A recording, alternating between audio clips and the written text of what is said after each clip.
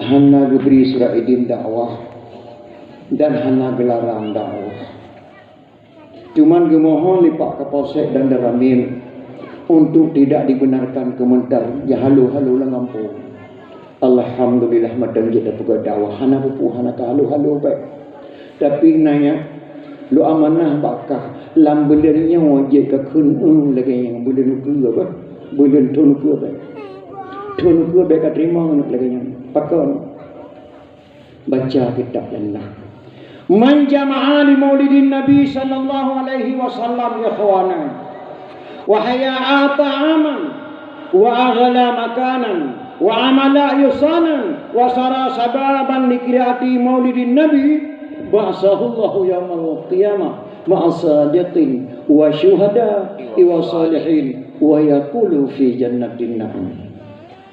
Man jama'a li maulidin Nabi sallallahu alaihi wasallam ikhwana.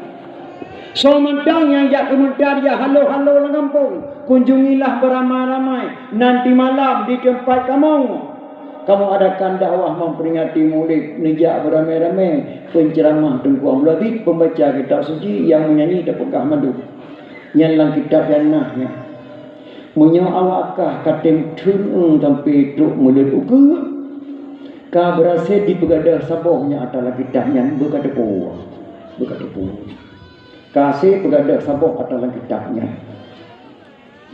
wahaya ta'aman menyediakan makanan nepegakan diri mulut nemai kena melasah nundang jamai negeri kaduri ke jamai wa aghla makanan menyediakan tempat nepegat podium yang laganya laga nepasang tenda ayu-ayu yang laga-laga anti-anti dapegat taman di ke podium tapasang lampu-lampu klip tahiyah pintu-pintu wa aghla makanan wa amala yusanan berbuat kebajikan nundang lontuan dari Banda Aceh ni undang ada podiumnya ni pegang lahir Nabi ubina bi fa'ala Allah ba'asahullahu yawmal qiyamah ma'a sadiqin wa syuhada wa salihin wa yaqulu fi jannatin na'im.